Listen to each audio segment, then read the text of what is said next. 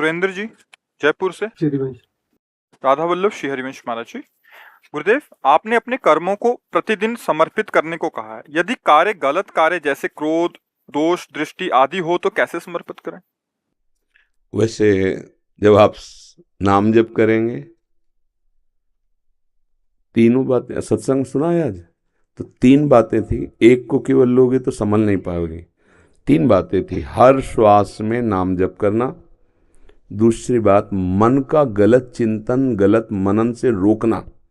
तीसरी बात, शरीर के आचरण से गलत ना हो पाना। जब हमारे कोई गंदे आचरण होते हैं, उसके पहले प्लानिंग मन बना लेता है। ध्यान देना, पहले कुछ भी करने के पहले मन प्लान करता है, मन संकल्प बनाता है। शास्त्रीय भाषा में जिसे संकल्प कहते हैं, लौकिक भाषा में उसे प्लान कहते हैं। वो प्लान बनाता है, आज यहाँ चलेंगे, ऐसा करेंगे, ऐसा करेंगे, और ऐसा पहले भोगा था, उसमें ऐसा सुख मिला था, अब की बार ऐसा करेंगे, ऐसा करेंगे। उस समय आपने छूट क्यों दी? मन को प्लान बनाने में रोका क्यों नहीं? अब वो अपने प्लान में सफल हो गया, तो अब आपसे वो क्रिया करा के रहेगा। मन तो चूक हो जाएगी हमसे, गलती हो जाएगी हमसे, तभी हम काम, क्रोध, लोभ आदि की लीलाओं में फंसेंगे। नहीं तो हमारा सिद्धांत हर श्वास नाम जप, और मन जब गलत चिंतन, बहुत ध्यान से सत्संग में सुना, जब जब ये चिंतन करके आपको फंसाना चाहे, तब तब नाम के द्वारा उसे काटिए। जैसे लोहे से लोहा कटता है, ऐसे चिंतन से चिंतन को काटते हैं। जब इसका प्लान ही नहीं बन पाया, तो फिर हमको फंसाएगा कैसे? इसका प्लान न बनने पावे, संकल्प न बनाने पावे, तो अब हम काम से अगर बच गए तो क्रोध आएगा ही नहीं। कामा संजयते क्रोधा, क्रोधा स्मृति विभ्रमा, स्मृति भ्रंशात बुद्धिनाशो, बुद्धिनाशात प्रणश्यति। काम से ही क्रोध का प्रादुर्भाव, क्रोध ही स्मृति को नष्ट करता है, स्मृति ही बुद्धि भ्रष्ट हो जाती, बुद्धि भ्रष्ट होना सर्वनाश माना जाता है। तो मुझे लगता है हम स्फुरना के समय ही सावधान रहें। यदि पहली बात पर ध्यान देंगे कि हर श्वास नाम जपने का अभ्यास करें, तो आपको बहुत सावधान रहना पड़ेगा। ऐसे थोड़ी एक एक श्वास पर आपको अपनी दृष्टि रखनी पड़ेगी, नहीं कोई घंटों निकल जाए, ध्यान ही ना आवे कि हमें नाम जप करना है। माया ऐसी बुलाती है, तो हर श्वास पर ध्यान है। जब श्वास पर ध्यान है, तो आपका अंदर में भी ध्यान है।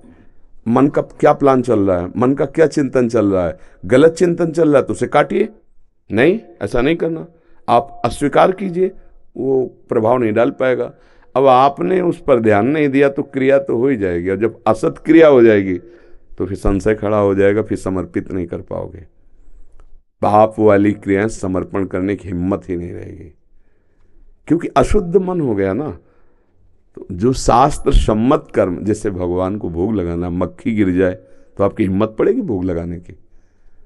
ऐसे ही अगर गंदा आचरण, तो आपकी हिम्मत ही नहीं पड़ सकती वो कि भगवान को हम कृष्णार्पणम मस्तु कैसे कर सकते हो? अधर्माचरण करो, पापाचरण, तो तुम्हारी बुद्धि ही काम नहीं करेगी कि कृष्णार्पणम मस्तु कर दें। इसलिए मुझे लगता है कि पहली सुधार पर कि हमारा नाम, इसीलिए हनुमान जी महाराज कह रहे हैं, का हनुमंत विपत्ति प्रभु सोई, जब तो सुमिरन भजन न होई। यदि भगवत सेवा, नाम जप आदि नहीं चल रहा, तो अंदर ही गड़बड़ी पैदा कर देगा। कोई न कोई संकल्प विकल्प ऐसा पैदा करेगा, हमें फंसा देगा। फिर वो कर्म शुभ या अशुभ हमें भोगना पड़ेगा। अगर भगवान को कर्म अर्पित हो जाता है, तो वो बंधन कारक नहीं होता, मोक्ष का कारण बनता है। अब हमको इस भगवत प्राप्ति करनी, भगवान को समर्पित करना है। तो जैसे रसोई बनाना है, तो हम कितने सावधान रहते हैं, छूना मत, ठाकुर जी के लिए भोग बन रहा है। ऐसे हर कर्म हम ठाकुर जी को अर्पित करेंगे। जैसे बहुत प्रवीणता से पूछा कि मान लो हम गुस्सा करके डांट रहे हैं, तो कहीं पाप कर्म तो नहीं बन जाएगा? नहीं, अपने अनुगामियों के द्वारा राष्ट्र सेवा, समाज सेवा में प्रवीण बनाना, उनके प्रमाद को हटाना, ये भगवत सेवा है। जैसे माता पिता अपने छोटे बच्चे को देखते हैं, उसकी गलत हरकत पर उसे थप्पड़ जमाते हैं, डांटते हैं, क्यों? द्वेषपूर्वक नहीं, वो क्रोध करते नजर आते हैं, उनका द्वेष नहीं, उनका क्रोध नहीं, उसका सुधार हो जाए, वो एक अच्छा व्यक्तित्व वाला बने, वो ऐसे आचरण वाला बने जिससे समाज सुखी हो, जिससे नाम रोशन हो। ऐसा तो ऐसे ही हम एक एक कर्म संभाल करके जो जो अधिकार मिला है, जैसे आप किसी के पति हो, किसी के भाई हो, किसी के पुत्र हो, आप राष्ट्र के किसी न किसी सेवा में हो, भले किसान हो तो आप राष्ट्र की सेवा में आ रहे हो। अपने अपने कर्तव्य का ठीक धर्मपूर्वक पालन किया जाए और वो भगवान को अर्पित कर दिया जाए, नाम जप करते हुए, भगवत चिंतन करते हुए, तो गृहस्थ में रहते हुए भी भगवत प्राप्त तो वो महापुरुष हो जाएगा। तो इसमें गंदे आचरणों की तो कोई गुंजाइश ही नहीं है। भगवत मार्ग में जब हमने चलने का नियम लिया, अब जैसे चूक हो जाती कोई, तो फिर उसे भगवान मानते भी नहीं। राहत न प्रभु चित चूक किए की, करत सुरत सैबार है की। जैसे दौड़ा कोई और फिसल के गिर गया तो उसको चूक नहीं मानी जाती। दौड़ने का कार्य है तो गिरेगा कभी ना कभी।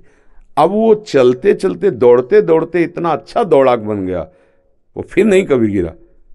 पर प्रारंभ में तो गिर सकता है, क्योंकि फिसलन वाला मार्ग है।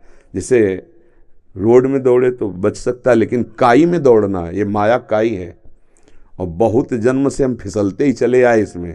तो हो सकता है अब शुरू करो आप ये अनुष्ठान और आपसे कोई त्रुटि हो जाए तो वो भगवान से क्षमा मांगी जाती, प्रभु मेरे से गलती हो गई, तो वो क्षमा हो जाएगा। क्योंकि भगवान अंदर की बात जान रहे कि वो मेरी तरफ चलना चाहता है, पर फिसल गया, चूक हो गई। तो जन अवगुण प्रभु मान न काऊ, दीन बंधु अति मृदुल स्वभाव। पर अगर हम इसकी स्वीकृति कर देते हैं कि पाप कर्म भगवान को समर्पित, तो भगवान को जो समर्पित होता है अनंत गुना हो जाता है। अगर पाप जमा किया तो अनंत गुना भोगना पड़ेगा। पाप कर्म तो कैसे, पाप कर्म ना हो, अगर हो गए तो प्रभु से उसी समय हम क्षमा याचना करके भस्म करवा देते हैं।